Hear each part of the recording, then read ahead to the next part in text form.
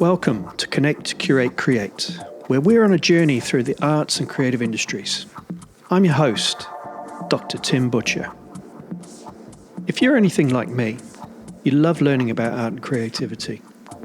In each episode, I ask artists and creatives how they navigate life, work, and more besides. They generously share their stories and offer invaluable insights that you and I can put into action. As the author of Creative Work Beyond Precarity, I blend my mission to give artists a fair go with my academic smarts, to ask the questions that draw out lessons we can all learn from. Yeah, exactly like you said with like journaling and things like that. I would find I would draw, or I would create the piece of art, and then I wouldn't feel so strongly about those things that I was creating, or the weight of what I was putting on the paper wasn't there anymore. Art just kind of slipped away. I still did it from time to time, but it was just like anything. It kind of felt natural for me to slowly stop doing art until it got to a point where I realised, oh, geez, I haven't created in a while and I missed it. And I kind of thought I'd lost a bit of who I was in that time as well. Because it was, like I was saying, such a huge part of my life, and a part of, like, I identified myself as, I'm an artist, and then all of a sudden I'm not anymore.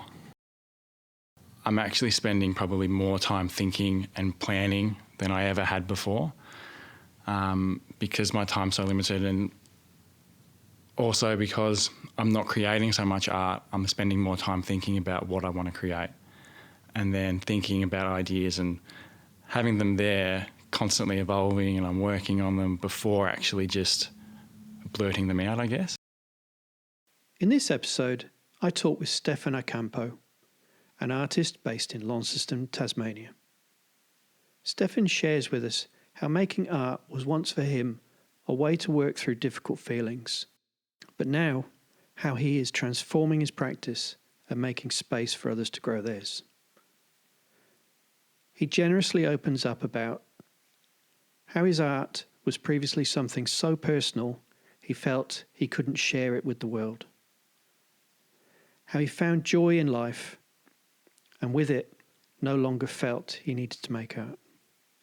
And how he has since rediscovered just how fundamentally important being an artist is to him, and to the community he is now a core member of.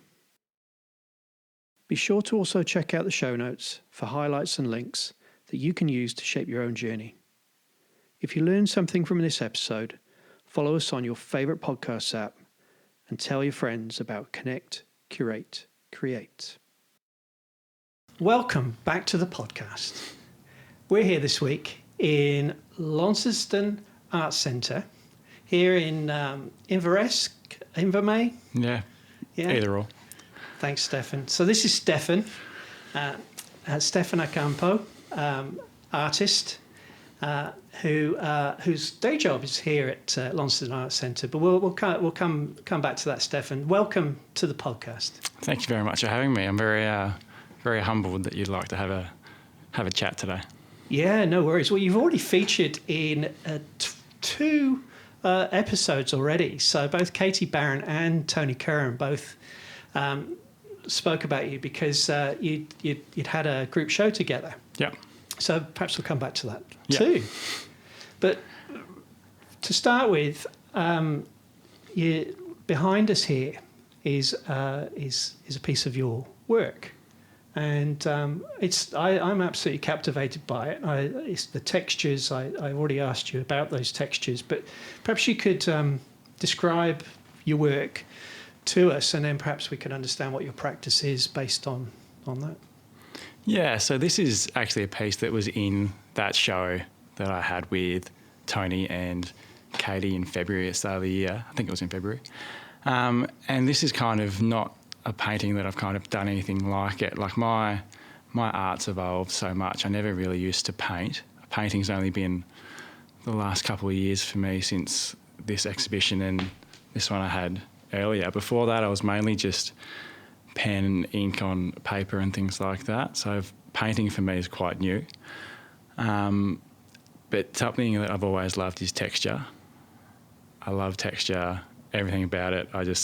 I look at a painting and the first thing I look for is there any texture there, and do I want to touch it?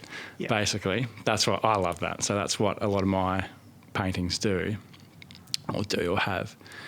And this particular one and this particular series that was in the show was totally different to my previous exhibit, which my previous exhibit was all about texture again, but colour and more just freedom of creativity and the freedom to just create whatever I kind of wanted without anything lingering behind it, which was generally an overwhelming theme of all my art previously, was trying to get some kind of underlying message out. And that came back with this. So this and this painting behind us and that show I did was kind of a mixture of what my art used to be and then the direction I'm kind of going through now. So it's just got the whole idea of this one was that at the time and the kind of months I was not in the greatest space again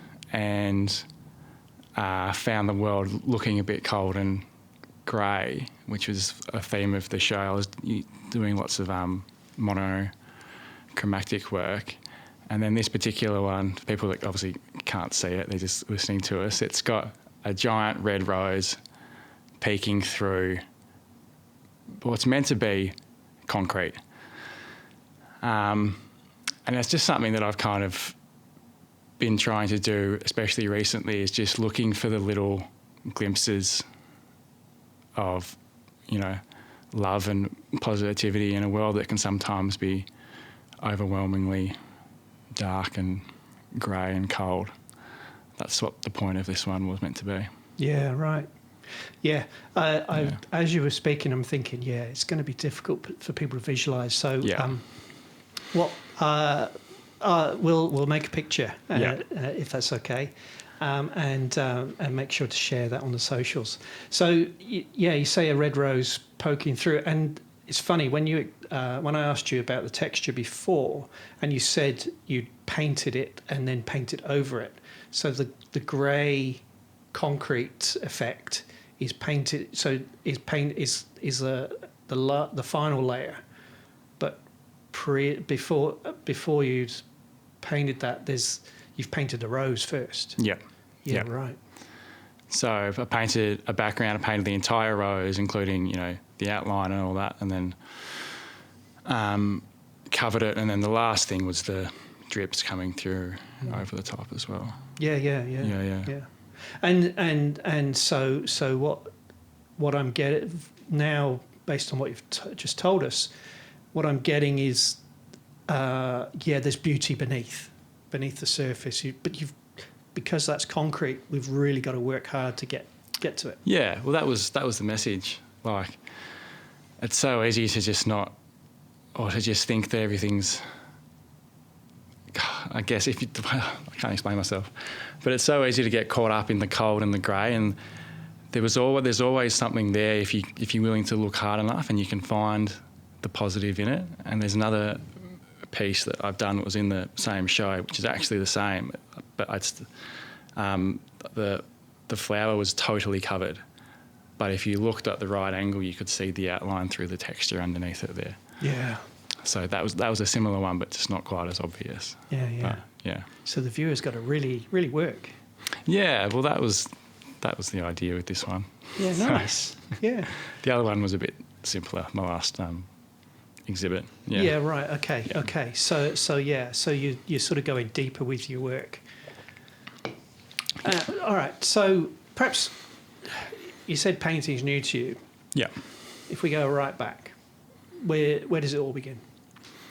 Well, I first started doing art. Funnily enough, I got thrown out of my high school art department and banished and told to never return. So I naturally after that thought, art's not for me. I'm not an artist. And it wasn't until I was about 22 or 23 where I wasn't having, again, like the greatest time in my life, and I can't even remember why or how. I just started to draw, and it was like traditional kind of tattoo style, which is like the rose in the painting here. And it just kind of evolved from that, just like drawing and then using alcohol markers, inks, watercolours and things like that. And that was predominantly what I did until I was about 27. So about 5 years I just did basically paperwork, and then went on to paints and a bit of like aerosol stuff as well. I've done like murals and things like that, which is pretty fun, but then gone to canvas in the last, I think when that exhibit was, last 3 years. Yeah. Yeah. And so is tattoo art a strong influence on your practice? 100%, yeah. So I used to kind of, when I first started doing art and was doing a lot of tattoo kind of like designs and stuff, being a tattoo artist was almost a goal. I kind of thought I wanted to be, but then never really wanted to be. But it's that imagery and that art, I guess, is something I've always loved, and it's painfully obvious when you look at me, I guess. Well, yeah, I mean, you have the roses on your hands. Yep. Yeah. So the rose is a very strong emblem for you. Yeah, I've probably got about 15 roses all over me. Yeah. And I've always wanted roses on my hands. I couldn't tell you why, but always since I was probably about 15, 16. And then got them in the end, and luckily I love them. Yeah. Yeah, so tattoo culture, you wanted to be, you thought about being a tattooist. And so how does your, so your practice has moved through time, and how does it intersect with other aspects of your life? My art? Yeah. Oh, well, these days it's very, very different to when I started out. Like when I started out, or even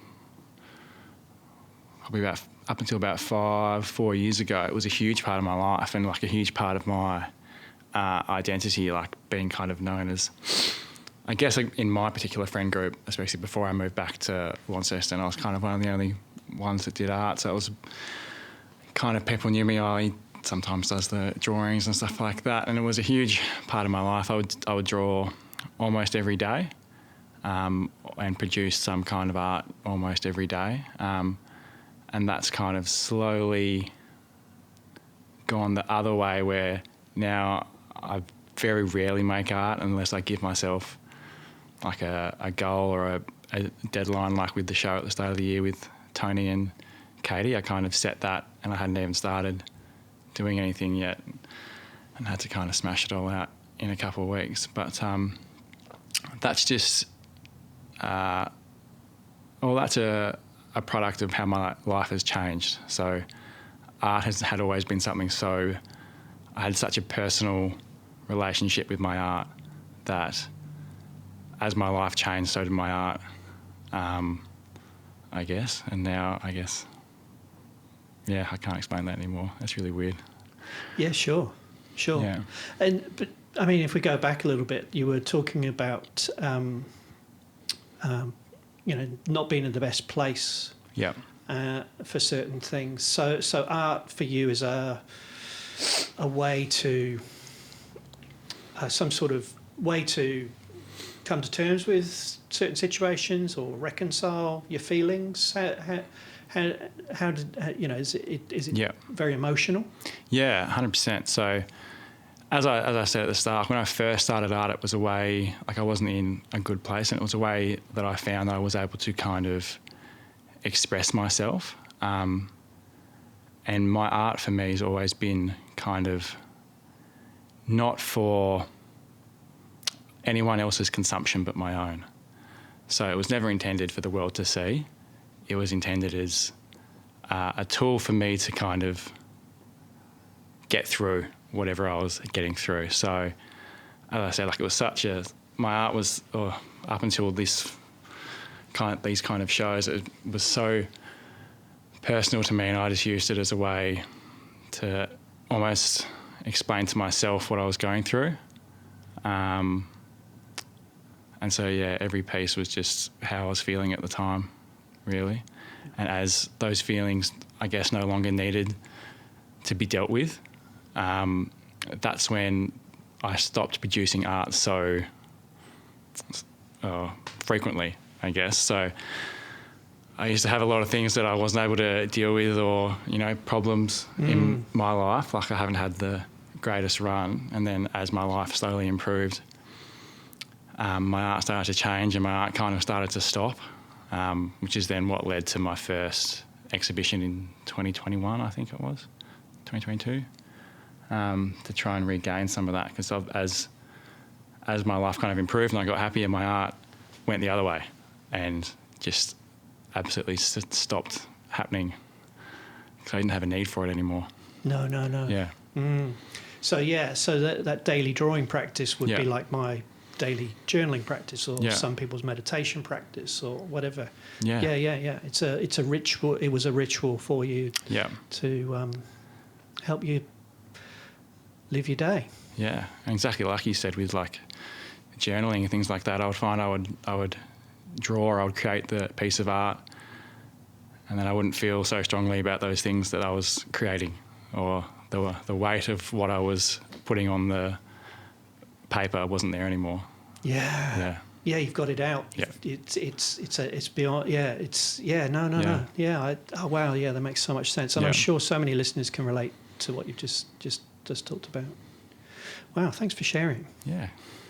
Yeah. No. Cool. So life has changed, and you were telling me before that young family. Yep. So is that a good reason not to be doing so much art? 100%. All that I guess started after I kind of got together with my now wife, and we started to build our own life together. Art just kind of slipped away. I still did it from time to time, but it was just like anything. It kind of felt natural for me to slowly stop doing art until it got to a point where I realised, oh, geez, I haven't created in a while, and I missed it. And I kind of thought I'd lost a bit of who I was in that time as well, because it was, like I was saying, such a huge part of my life, and a part of, like, I identified myself as, I'm an artist, and then all of a sudden I'm not anymore. So that was hard to kind of come to terms with. Yeah. Yeah. Huge identity shift. Yeah. Okay, so that's really interesting to me, in that for me, there's a complexity in the painting that we're both looking at right now, and you talked about the intense work ethic that you had to adopt in order to smash it out, as you said, right? The not just that painting, but a series of paintings. So with life, family life, work, and then this rediscovery of your arts practice it's a new type of routine, a new sort of having to make time for your art. I'm imposing the word having there. Yeah. You could perhaps elaborate. But what I'm trying to get to is because life's changed, your arts practice has had to change with it. But then, as I say, there's this sort of almost upscaling in complexity based on what you've just told me. So not necessarily emotionally, but perhaps in terms of the process or the materiality of what you're doing. How do you balance life, art, beyond just because it's you've expressed the importance of art to you and your own identity. There are other things in life now, and therefore smashing it out is a whole new way of doing it, perhaps. Would I be right? I think smashing it out is one thing, but at the same time, I'm more. I take my time more, and I'm more kind of precise. So I had to smash out like a body of work in a small amount of time, but compared to what I used to doing, I was actually taking my time on each painting. I wasn't, sitting down every night and doing one piece from start to finish in an hour, and then it's done. I had to take my time with each piece, as funnily as it sounds, because I've only got such small amounts of time. And so I would spend 10 minutes sometime, and that's it, until the next day, when I might spend another 15 minutes on a piece, and then I might have half an hour the next day. So I'm smashing it out in terms of like a body of work in, a very small amount of time. But I'm actually spending probably more time thinking and planning than I ever had before, because my time's so limited, and also because I'm not creating so much art. I'm spending more time thinking about what I want to create, and then thinking about ideas and having them there, constantly evolving, and I'm working on them before actually just blurting them out, I guess. Yes, yeah. So they're ruminating and changing and evolving, kind of sometimes even as I'll start a piece, I might have 3 or 4 paintings on a go, like for this show, and I'm slowly adding to them. And some of them might change from when I've started to when I've finished, from even where I thought I wanted to take them. So I'm actually probably spending more time now on my art when I've said I'm smashing it out. But no, it's yeah. So the way it, So for me, it's that what I was trying to get to is not just the time element of it, but also because you're in a different place emotionally, how your practice shifts as a consequence of that. So, as you've just said, there's more consideration.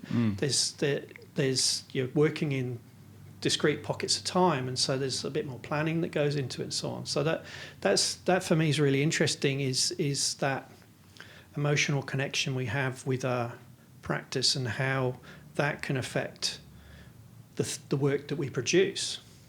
Yeah, I guess it's probably more of a maturity thing as well. Like I may still get, some of those intense emotions that give me the idea of something I want to create, but I'm not, just acting on them straight away.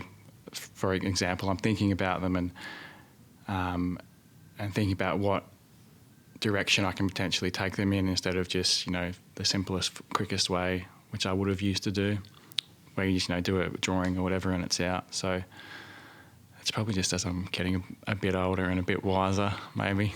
Yeah. No, it's look, I can identify with that in some regards, in that I spent about 3 years making photographs while I lived in London. Yeah. And it was very much an escape for me from the day-to-day. And now photography isn't that.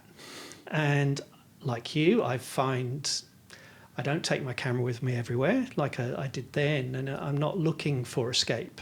So so now my relationship with the camera, with the photographs I make, with my arts practice has shifted entirely, and I'm having to rethink it completely. But still, I have this deep connection with it. So I can imagine there are plenty of listeners who can relate to what you're saying. So,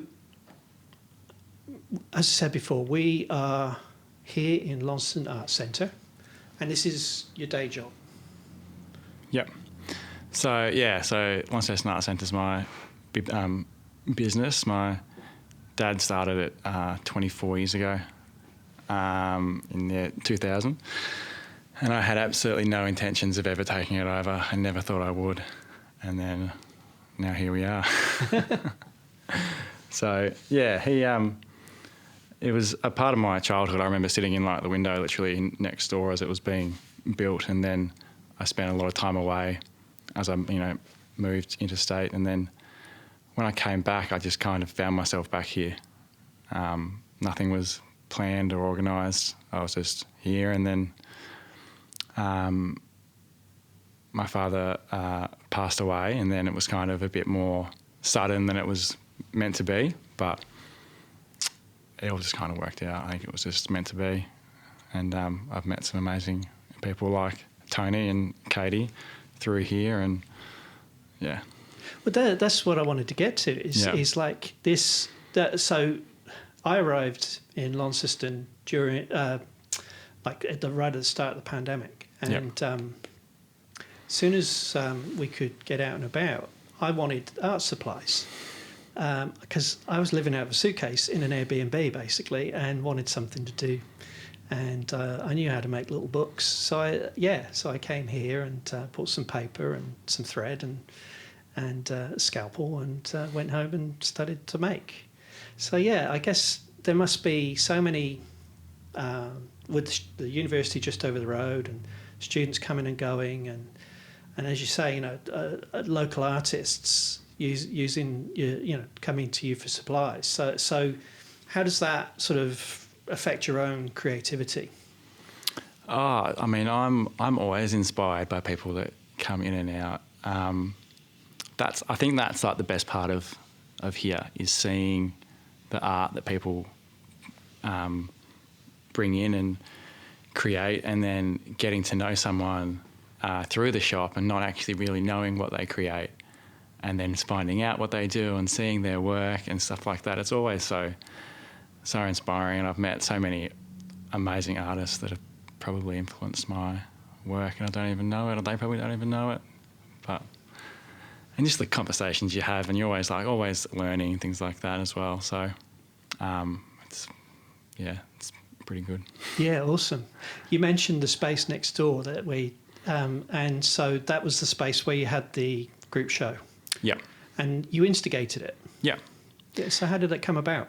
So the gallery, or the whole kind of... So it's a pop-up gallery, am I right? Yeah, because you've now got a tenant in there, I noticed. Yeah. So there was a tenant in there last year, and they abruptly left on around Christmas time. And so I kind of thought, I'd already been thinking about it, which is why I was able to kind of put it together so quickly. And I already had artists in mind and things like that, but I was like, I wonder if I can just chuck a quick gallery in there for a couple of months and see what happens. And so, did that out of kind of just opportunity, really. It was there, and I thought, why not? And having obviously been in the art centre for so long, all I've heard was how so many artists have bodies of work and nowhere to go in Launceston. So they're going, Hobart, they're going Devonport,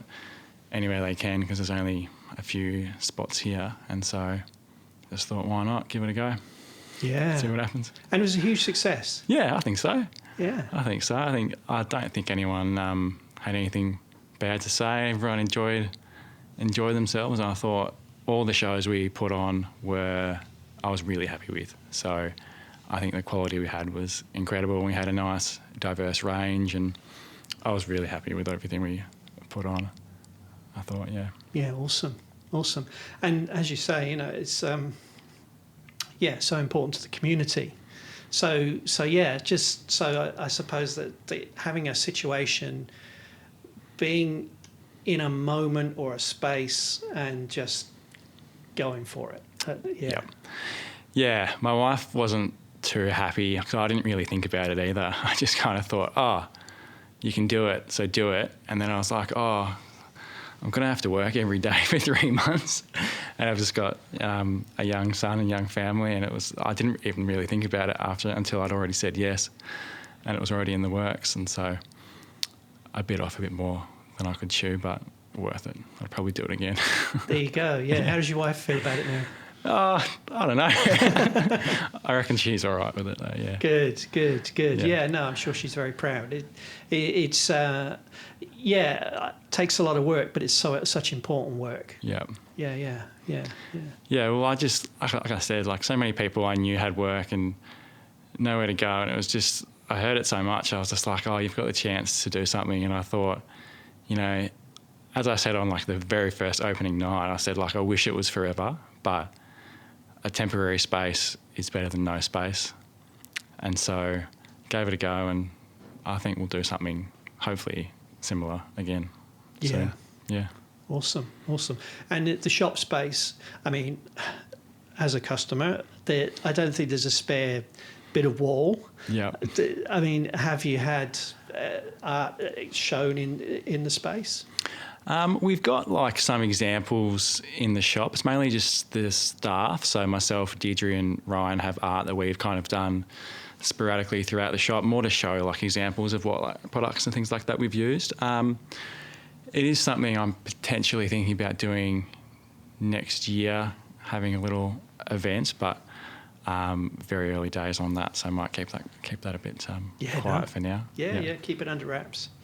Yeah, no, it is that thing of how when there is such a high demand for space, but it's at such a premium. How can we all, those of us who have space, make the space to be able to enable people to experience art? Because if there are plenty of people making art but they're not sharing it with the world is poorer for that, right? 100% agree. 100%. Yeah, no, look, I guess sort of circling back to your own practice then, so how important to your own practice is that sort of sense of community, that sense of sharing?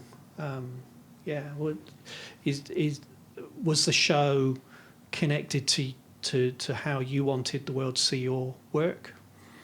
That's something that's kind of pretty new to me. Like as I said before, my art was only ever meant to be for me. I had no intention of anyone ever really seeing it, or that's not something that I ever really thought about until recently when I decided that maybe I actually want to make something that I would be happy to show people. Not that I wasn't happy to show them before, but to be more like readily consumed, I guess, and it didn't have such a personal connection to me that it wouldn't have that connection with someone else, and to maybe create some stuff that they could then have their own connection with. So it's something that I'm only just kind of thinking about now and putting out there for other people to kind of judge it if they want to. Well, we need feedback, right? Yeah. Yeah, this helpful. And was there anyone in particular or groups of people who sort of helped encourage you to make that move? Oh, very early on, there was a friend that encouraged me to kind of show any of my art at the very start, like before I would show anyone. So that was like the first really important one. And then after that, I'm not really sure where it changed, where I wanted to kind of create different art which would lead to my shows. I'm not kind of sure if there was a particular moment there or if it was just a gradual thing in me wanting to change along with my art, I guess, slowly. Yeah. I think you've already said before how being an artist is fundamental to your identity, and so the opportunity to find any spare moment to make art is going to be so important to you and anyone else in the same situation. Yeah, and I think when I started showing my art, it was more I was trying to come to terms with or trying to convince myself that I was still an artist. Yeah. And then once I had kind of established that within myself, or like not felt the need to kind of prove that to myself, that I am an artist and I can create this kind of stuff, that was really like almost like liberating and allowed me to kind of show my art in a different way. Yeah.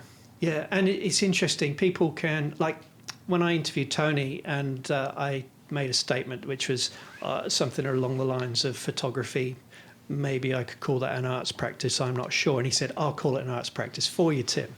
But it's like, sure, you can have people who can have an influence on you, give you feedback and whatever, but no one can compel you to get that feeling back, that, or for you it's getting that fear,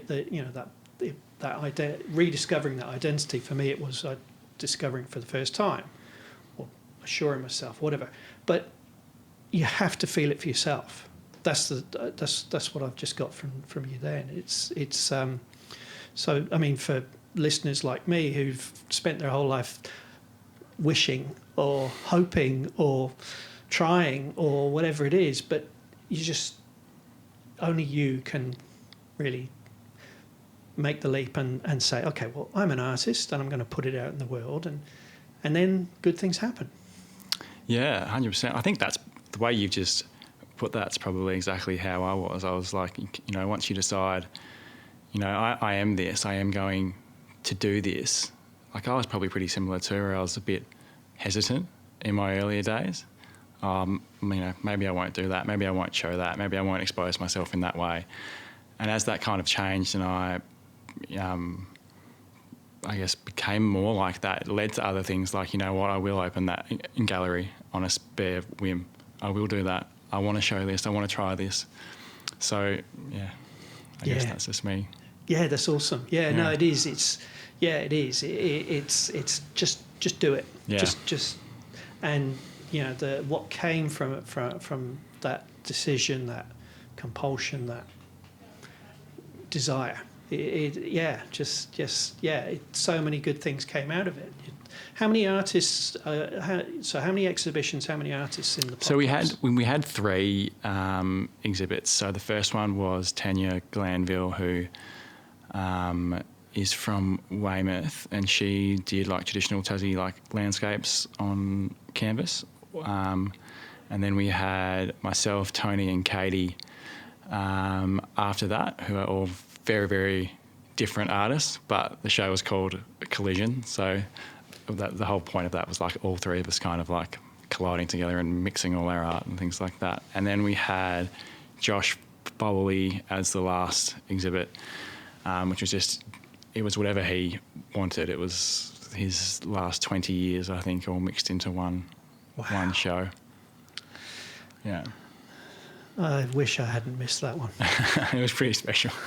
I did have a thought earlier about, because Tony, Katie, and now yourself have all said to me that your group show together, and I keep banging on about this, but you've all so it's collisions.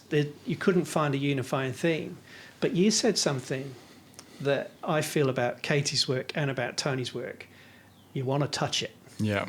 And I want to touch this piece of work that's right here now. If you're still looking for a unifying theme, it's the textures. Yeah. Back to that. Yeah. Well, if I think about that and I think about Katie's work and Tony's work, I feel a similar thing where I want to get closer. I want to get right up and look at it, like kind of like you said. Very similar. Yeah. No, it's uncanny. It's the strange familiarity. Yeah. Stefan, so we've come right up to date, and and you did talk about how you're expanding, evolving your practice. Where are you taking it now? If I'm honest, I've got no idea. I've got no plans at the moment for any like future shows or anything like that. I'm probably looking to go back to where it all started. I'm going to Japan soon, and I'm hoping to take a little notebook and 3 pencils and sketch while I'm there, and kind of go back to that and see what happens there. But I don't know. It could be anything. I'm open. I'll just see where it goes. Yeah, awesome. Yeah. No, having spent just 7 nights there, and the amount of art that I experienced in that short space of time, so many influences. It's and to take you out of the everyday and discover something new, and to take a sketchbook along is a great way to document and gain inspiration. Yeah, I'm pretty excited. Yeah, awesome. Well, good luck with that. I suppose that's sort of now and the immediate future. What do you think long term, or you're just not even thinking that far ahead? Not even thinking that far ahead. I'm trying to get through the now. Yeah, I haven't thought about my art long term. I never really have. It's always been in the moment, and I guess I never really considered myself a proper artist for a very long time, and that took a long time for me to admit to myself, I guess, or come to terms with, like, it's okay to call yourself an artist, things like that. So I haven't thought about long term. No. But I suppose I sort of knew you wouldn't be able to, that wasn't going to be a consideration of yours. But I suppose it's how you're going to make time, how you're going to, so you said about taking a notebook and 3 pencils. I thought that you were very precise about that. I couldn't understand the 3 pencils. It's because I always used to just use 3 different shades. So I would use a black, an orange and a red. And I would start with the orange, go over in the red, and then go over in the black when I knew that's where I wanted to go. Oh, okay. So I would lap them like that so I could still see, the orange, then I'd go over with a slightly darker red and then go over that way. So they're the 3 colours that you're taking? Yeah. Yeah, right. I thought you were going to say you're going to take a 2B, a 4B and a 6B. No. That's too simple for me. No, exactly. Yeah. Yeah, no, wonderful. Well, maybe the notebook that could be your next piece. Could be. I don't know. I think my art's so sporadic, I guess, that I won't know until I know, and I won't know what it is, and then it'll just hit me. Would responsive be a better word? Yep. That's what I get from you, Stefan, is that you respond to a situation, you respond to a moment, you respond to a thing that's happening in your life, and it happens, it comes out. And isn't that what every artist does in their own way? But for you, it seems so visceral. Yeah, definitely. That's a great way to put it. So yeah, something will happen, and I'll have a show about it, I guess. Yeah. No, look, you've inspired me because, as I say, I'm at a little bit of a crossroads with my photography, but I really try to embrace emergence and respond to whatever's happening in my life at a certain time. But yeah, to be able to communicate that through art there's something really quite brave and extremely powerful in that. So yeah, no, look, you've inspired me, and I'm sure you've inspired lots of listeners out there. So Stefan, I'll just thank you for your time. It's been really insightful and enjoyable. Oh, thanks, mate. Thanks for having me. I can't believe I've inspired you. Thanks for listening to this episode of Connect, Curate, Create. I hope you found inspiration and insights that you can apply to your own creative work.